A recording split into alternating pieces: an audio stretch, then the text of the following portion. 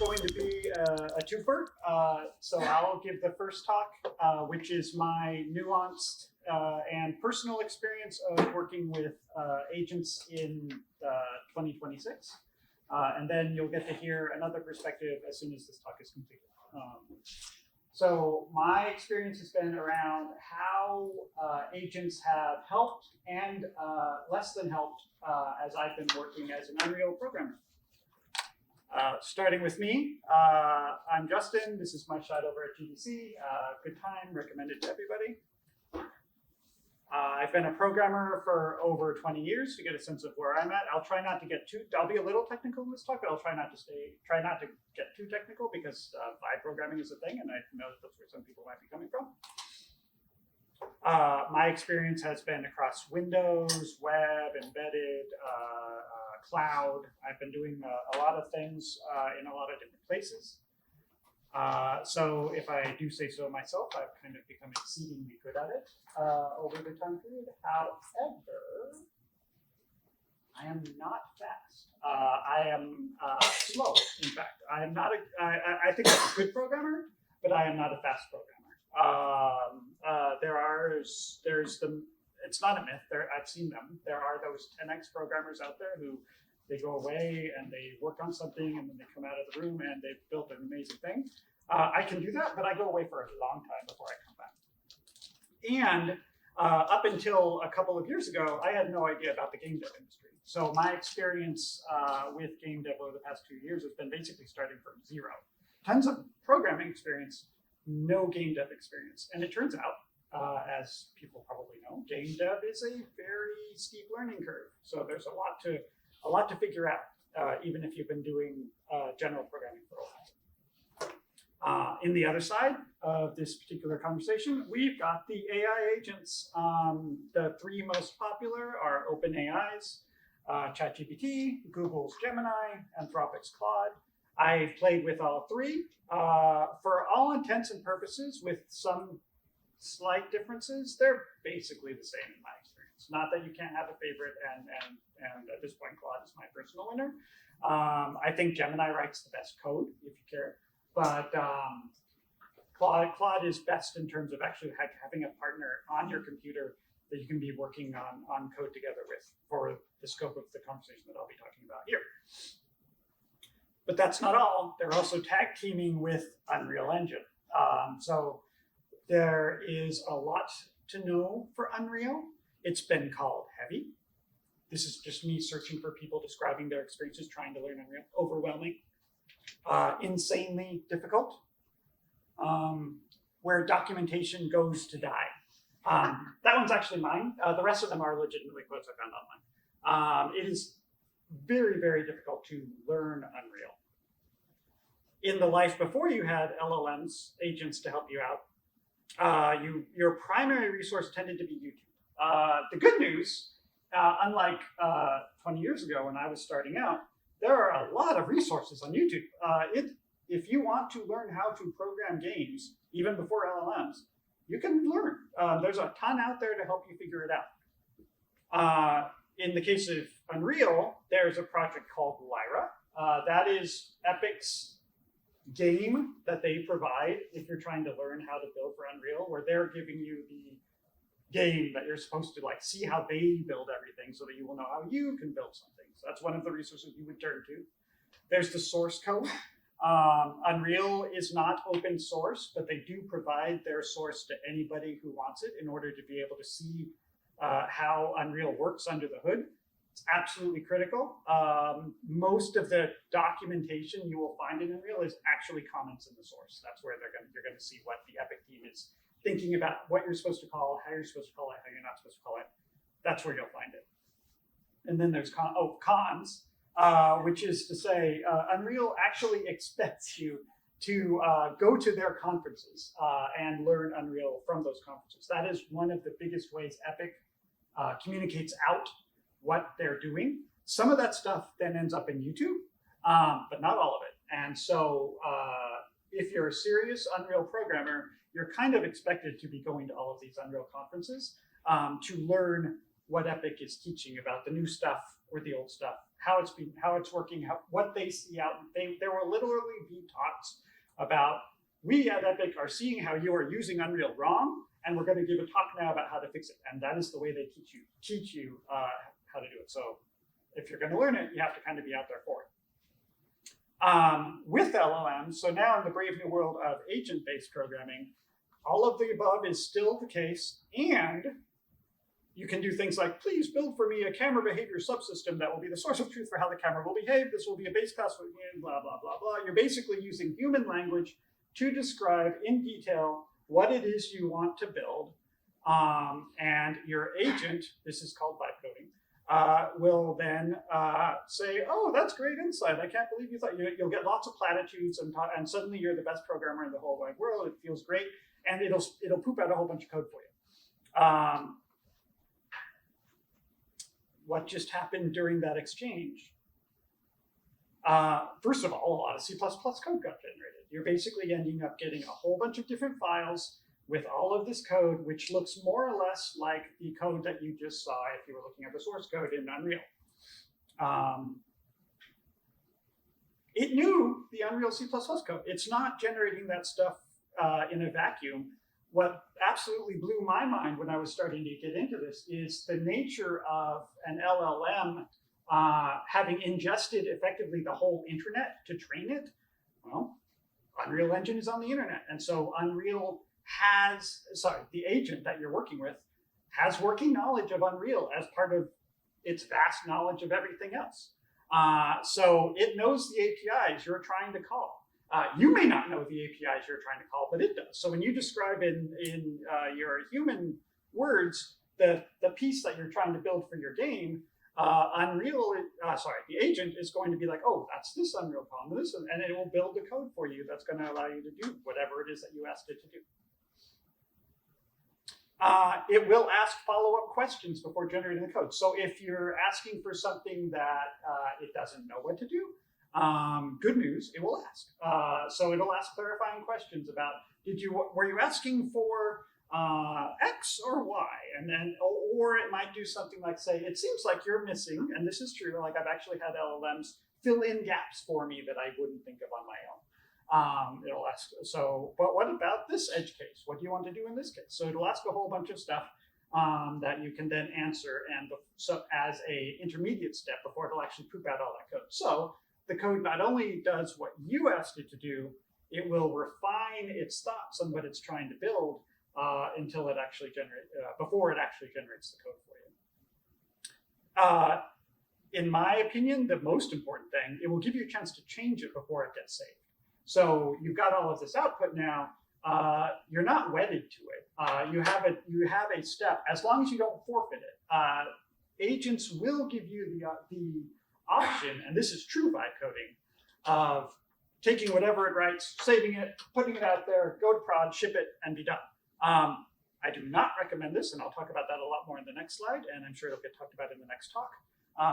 What you should be doing instead is reviewing everything that it's putting out, changing it, tweaking it, and adjusting it to what you actually wanted, because it's probably not going to be what you actually wanted, and then save it, and then commit it to build it, test it, and then commit it to your source control in order to put it into the true game repository. So you basically got this opportunity in this sandbox to be able to tweak the results before it gets recorded. What didn't happen when you get that whole thing spewed out? Well, I'll tell you one thing that didn't happen is any guarantee of accuracy in multiple different ways. So I think what's going on here is that agents only have a limited amount of working memory that they have to work with, and your code base, once you've actually been building a game for a little while and it's started to grow, and B, the Unreal Engine code base itself is a lot for an agent to hold in its head. It is too much, in fact, for an agent to hold in its head. And so it's going to, part of how it's able to do anything at all is it's going to skip some steps. It's going to gloss over, it's going to make assumptions, it's going to make guesses. And so sometimes those guesses are going to be wrong. Sometimes it will think that there's an Unreal API without ever actually confirming that there is one. And so it'll make this call, that sounds great, but doesn't actually exist. And when you try to compile, it'll fail. And then you'll say, hey, agent, it failed on line 23 because it said it couldn't find that API, and it'll respond saying, oh yeah, that doesn't exist. Sorry about that, and it'll try to do something else. Sometimes it's just weird. Sometimes you'll have Claude is notorious for just going off the deep end and not following its own rules. It'll just go do random things, and then you'll say, what are you doing? And it will say, I'm so sorry, I don't know what I was doing. And I apologize, and I'm obviously the worst thing ever. So you get to this experience where both Claude and Claude are beating itself up, and you kind of feel bad for it. It's not writing the game for me. What I'm not doing is giving a very high level description in human language of what it is that I want to build and having it just kind of go to town. In my experience, I've seen people do this. Actually, just last week, I saw somebody vibe coding a game where they did do that. And they actually got an output that worked. I'm shocked. I have not seen that succeed myself firsthand. Maybe it was because they were in Godot and I was in Unreal. Maybe, I don't know, maybe they were lucky. Maybe they have a better engine. Maybe they have better prompts than I do. But in my experience, you're not going to get very far trying to code a complicated game that way. Instead, you need to break it down into specific tasks that you're going step by step through and committing those features. So down to the feature level or sub-feature level, just like if you're working with another human being, talking through bits and pieces, get through a little bit, commit that, test that, commit that, build that, make sure that works, and then iterate, and just keep going slowly through the process, as opposed to trying to get it all to work at once. It also has no visibility into binary content. So I mentioned the output is in C++. C++ is text-based. LLMs are all about text-based interfaces. Unreal, for better or worse, loves binary. Even things you would think should be text-based or could be text-based, like data tables of strings or charts, these things that could very easily be non-binary, JSON, XML, whatever, are. Like everything that Unreal puts out is basically binary. So of course, cinematics, which are a big part of doing game development in Unreal.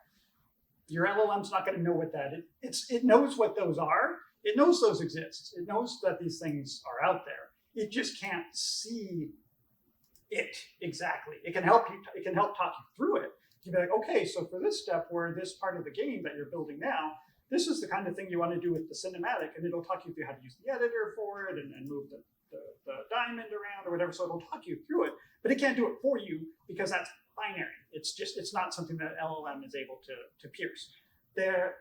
This is true today. It may not be true tomorrow. There will, in fact, the way things are going, it probably won't be true tomorrow. There will probably at some point be Unreal plugins that do support binary, but at least for today, this is kind of where we're at. Shaders in Unreal are done with something called materials, which are graph-based and are binary. So once again, Claude/LLMs can help you with building a shader, but it can't do it for you. Shaders can do things like take parameters, and it might be able to build the C++, in fact, I have done this, build the C++ that'll invoke those parameters and change those parameters to make the shader do what you want it to do, but the actual shader itself, you need to build because it cannot get to that side of the wall.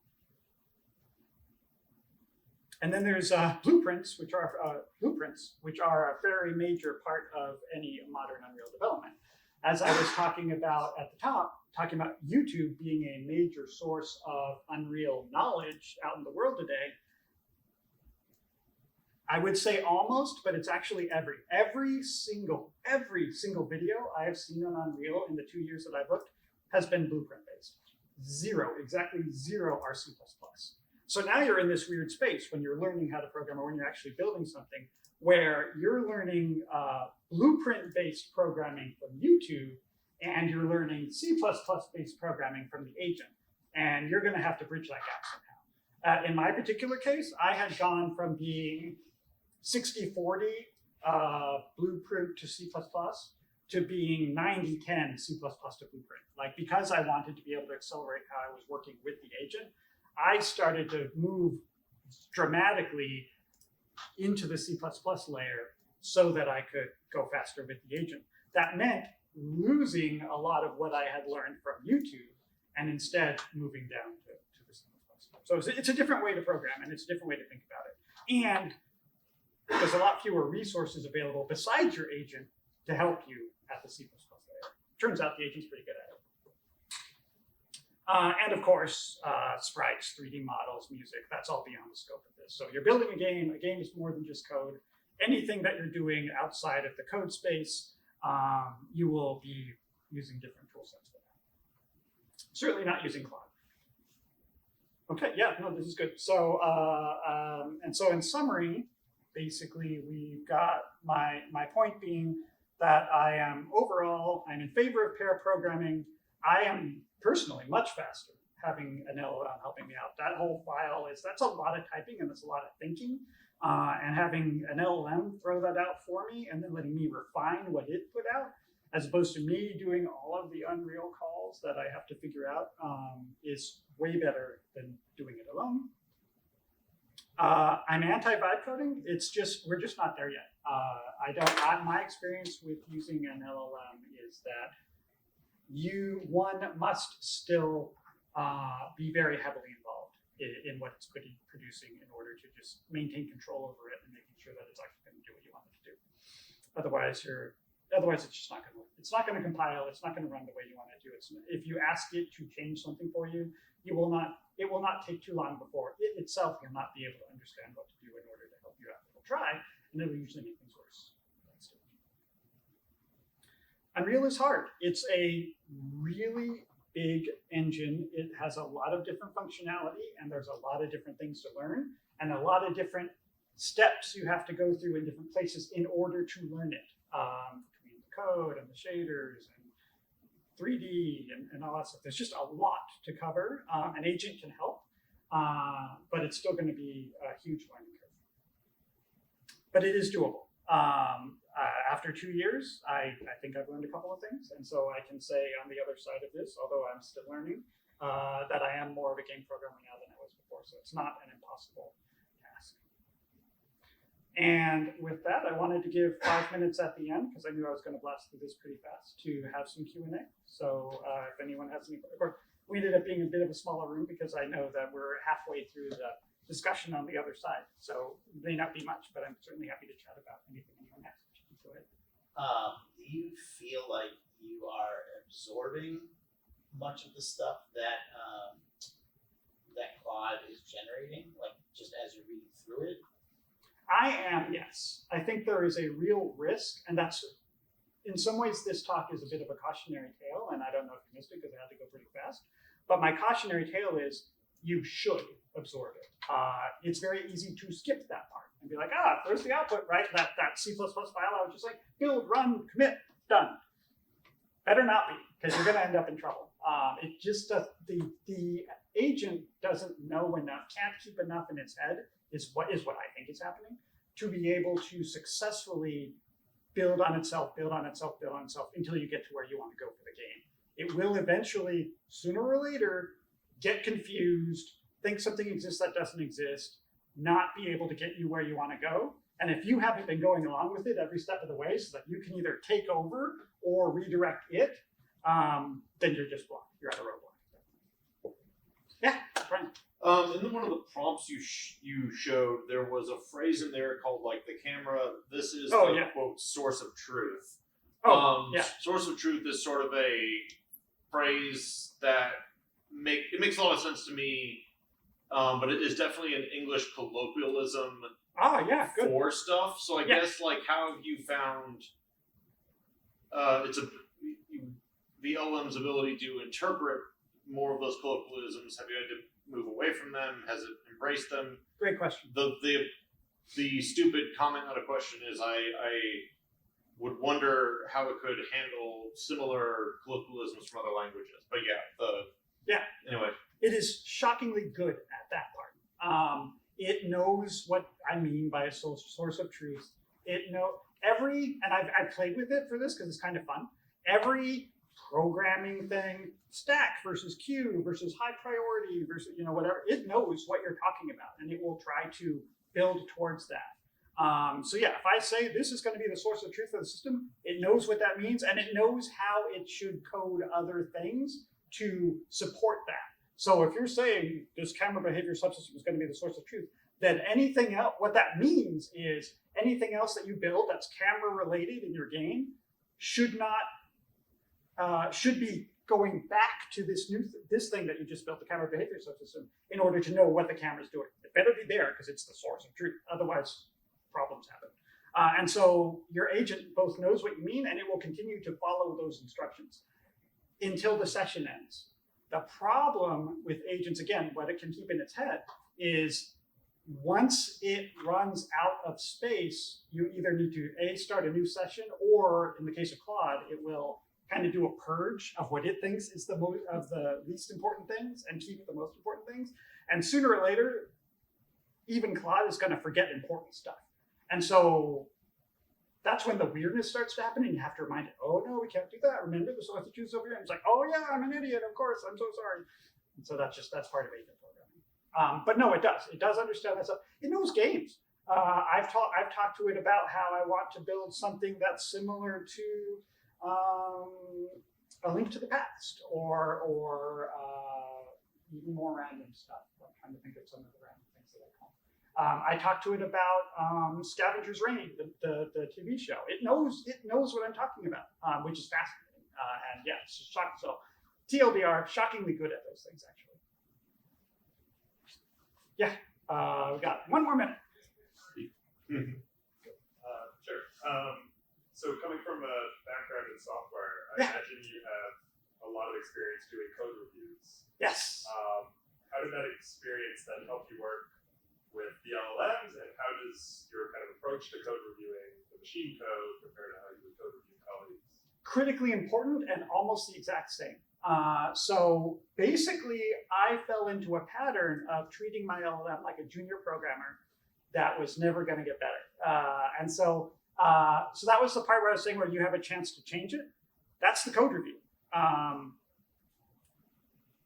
There, you give your chance to go. So the way I ended up thinking about it was my junior programmer just came in with this code review, and now it's my responsibility as the senior dev to review every single line and think about whether it's actually doing it or not, and changing it, either changing it myself, because sometimes you ask the LLM and if you're getting too much into the weeds, it's just not going to get there, and now you're wasting a ton of time, or just changing it myself and then making the change and then saving it. So yeah, code review is actually a critical part of the process to be successful for any complex project. Do you have a question? Yeah, so mine is, because you already have that background, so I'm often working with very beginning level people. Yeah. And we've kind of, for our circles, likened it to a graphing calculator of like, you've still got to learn to do math by hand before you lean on it too heavily. If you knew someone, let's say they did Unity in college, they graduated, now they want to learn Unreal, would you encourage them to try doing it straight into this kind of approach, or learn some fundamentals without it? Do you have a gauge for if someone's not yet able to do code reviews themselves? Yeah, no, that's a really good question. And Crystal's probably going to cover that a little bit in her talk that's just about to come up. So it's a great segue. What I will say is I don't have a good answer, because I think it is, on the one hand, I think an agent is too big of a crutch. Basically having the agent poop all of that stuff out for you, it's just too darn easy if you haven't gone through the exercise to just move on and say close enough, I think, and try to get on to the next thing, when you really shouldn't be, and you can't be in the long run, because it is not going to work in the long run with whatever you're trying to build. You have to learn this stuff. You can learn it from the agent, and I have learned stuff from the agent, and as a brand new programmer, it'll actually teach you a lot. You can't find the C++ on YouTube, like I was just saying. It's not there. It's only blueprints. If you want to learn C++, it's actually a great way to get it. But as a brand new programmer, now you have to learn, well, maybe, right? You get all this C++, and you have to be like, well, maybe, now what? That's tough. That's a tough spot to be in, because you can't 100% trust that code that's out there. And I don't have a good answer for how to get better at that, except practice and looking at other resources. Okay, I think it's that time, and we're going to hear from somebody else on a very similar topic.